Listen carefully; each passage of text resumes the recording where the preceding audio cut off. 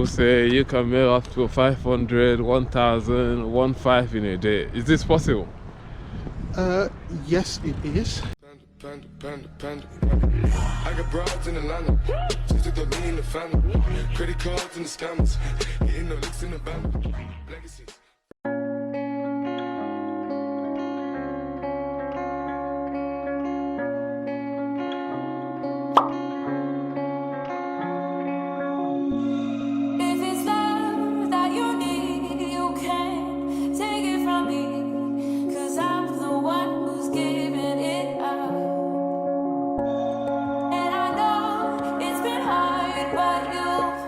Hello guys, welcome back to the channel. I'm in the beautiful city of London. As you can see, it's a lovely place. Let me show you. Wow. So right now I am in Woolwich, if I pronounce it very well, in London. And yeah, I have a special guest on the channel tonight. A friend, a big brother, and a big player in the tech industry. So today he will share his experience of living in this beautiful city and working in the tech industry. So I strongly recommend that you watch the video to the end because you're going to learn so much. And yeah, let's get into the video.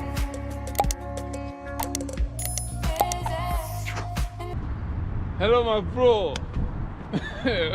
Welcome to the channel. Good evening, guys. to you. This is my brother, Mr. Leo. Evening, all. Yeah. Hope you are doing well. Yeah. How is the city? We're grateful. We're here. You're enjoying the city, right? Well, we are making use of what we can get, so we are grateful all the same. Oh, nice to meet you. So, how long have you been in London? I've been in London, say, roughly almost 20 years now. 20 years. Yes. Guys, 20 years. Not a small number of years, man. Yeah. How is the experience generally growing up here? The experience, having come from Nigeria, I would say a lot of things have happened. First is the culture shock. The life here, where the way life goes here is not the same as back home. So you have to undo your old ways, have to unlearn your old ways and try and find out how life goes on here. Alright. And the rules and regulations. So the first thing is trying to be able to assimilate into the culture and life as it is here. Okay. So you moved from Nigeria down here. What was life back home in Nigeria before you come over here? Back home, by the time I left for here, I graduated. So I studied computer science at the University of Leopold. Oh, computer science. Went on youth service. I worked for around 14 months in Lagos before deciding to come here. Life in Nigeria then was, I would say, pretty straightforward. Okay. How do you feel as a black immigrant living here in the UK? In the better state of terms, I would say I feel secure.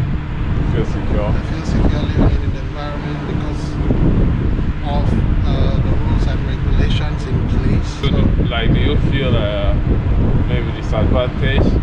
Yeah. In every environment will always be a disadvantage, but as an immigrant, you have to play your part. You know what you are after, and you have to find out the legal ways of getting to achieving the goals that you have. So yes, there will be challenges because yes, this is not your home country. So there would be people who are from here that would be more entitled. So you have to show yourself deserving. So in most cases, people expect you to be more excellent at what you do than others. The thing here is that the bar for you is, in most places, would be set higher than it would have been. But So rather than you as a person seeing that as a disadvantage, you should see that as an advantage for you carrying out the necessary self-improvement that it requires for you to move ahead. So I understand that you are in the tech industry, yeah? Yes, I am. And I made a video where I said that health and tech ICT is like a hot demand here, and you are playing big already in the tech industry. Do you agree with this? Yes, I do, because the future is going to be based on a whole lot of computer-based automation. Yes. So over here we can see that lots of shops where you had lots of customer assistants, they have been taken out and they have been replaced with self-service kiosk points where people can actually go pick something in the store, go to the self-service by yourself, swipe, and it will register on the system, and it will take a card payment and you pay for it, and there's a camera as well to actually check your activities, what you were doing. So that is already taking place. So that means that that type of job that required people to be in the store, work as a customer assistant, serve people on tills, is gradually being phased out. Yeah. So people need to upskill. If you do not upskill, then you at some point you are going to be out of the job. And the same applies to all the tech people as well. It is a continuous cycle of learning. So you believe that automation is taking over the workspace? Yeah, the automation is coming in. Now you're working as an application support with a very big firm right here in London. Yeah.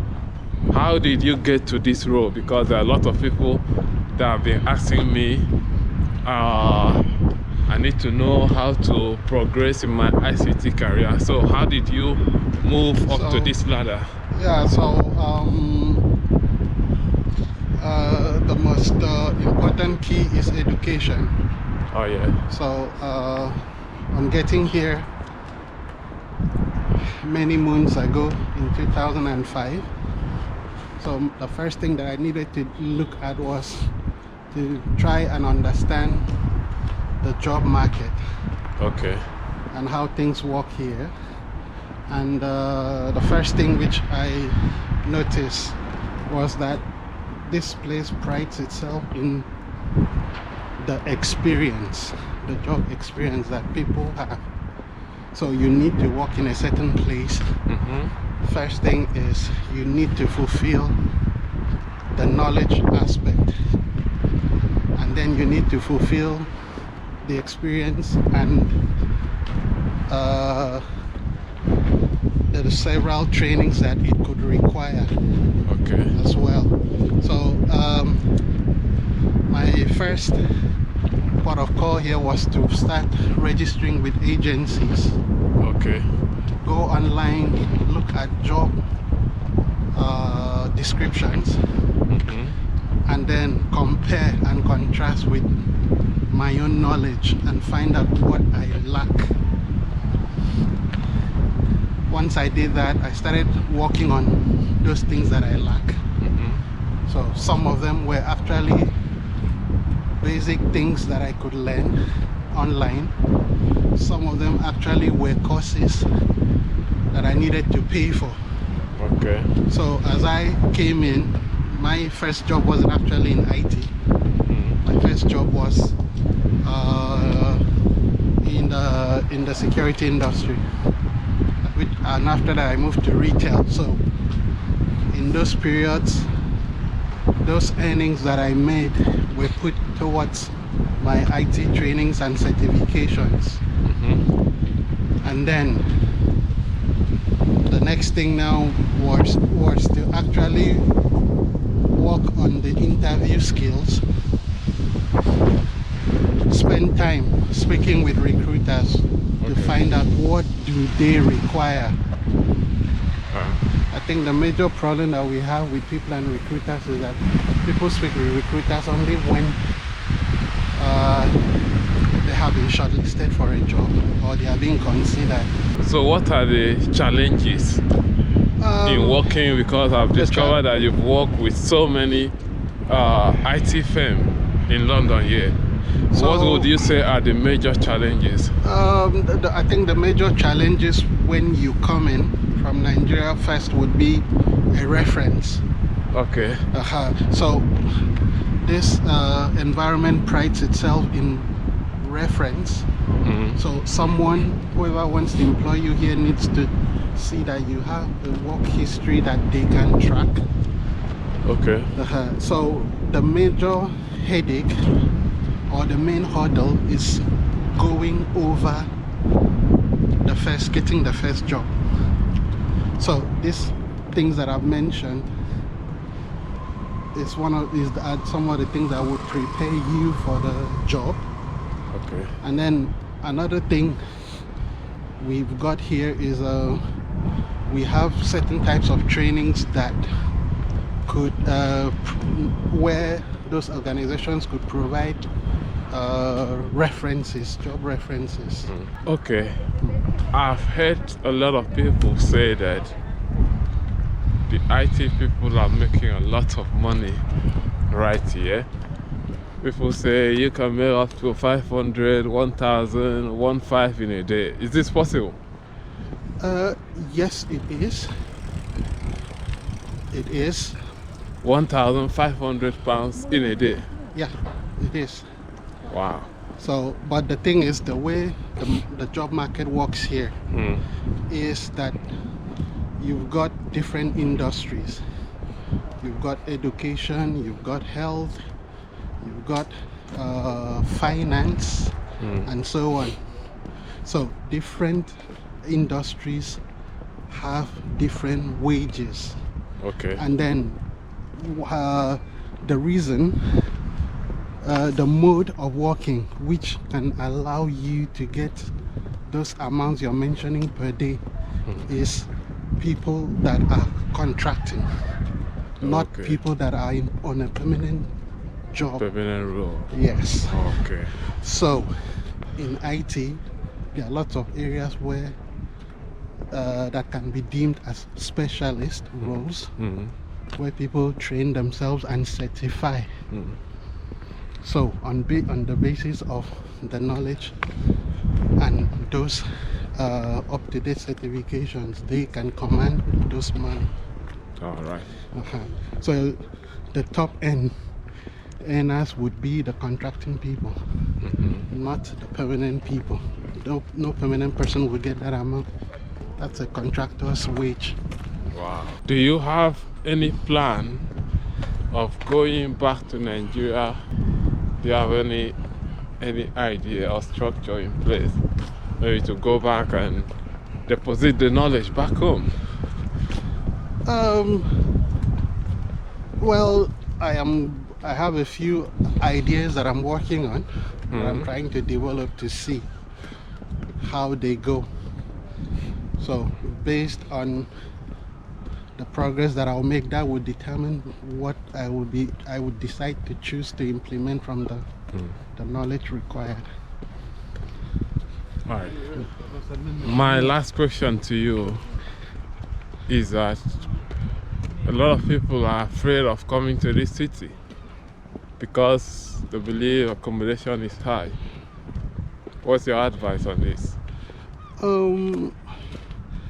I think the first thing is doing their homework. And I believe this is where there are a lot of opportunities. Yes, so the thing here is like any other global city, you need to know your way around. So my take on it is that rather than someone move here directly, make some visits, make some contacts, do some market research. All right. Find out areas, because there definitely would be areas where the rents would not be as high as some. So, but the main idea is being able to do the market research, because the rents are not the same in all parts. Wow. And then there's a trade-off with the rent. You could go into an area, the rent is cheap, but it is not secure. So which means that maybe you have a high availability of someone attacking you on the road when you come back from work at night. So that's not necessarily a safe neighborhood. Yeah. That you would say you would be able to stay with a family. Yeah. So it is not only people looking for places shouldn't just consider the rent. They should try and find out the area. That is secure. How secure is it? What are the amenities? Am I close to a hospital? Am I close to a big store? How is the transportation? So yeah, that's my take on it. All right, thank you so much for providing insight on this, and thank you for coming to the channel. Guys, if you have any question for him or for me, drop it down in the comment section. On this note, I'm signing out. Remember to like, share, comment, and subscribe to the channel, and I'll see you guys in the next one. Bye, Say bye. people. Bye.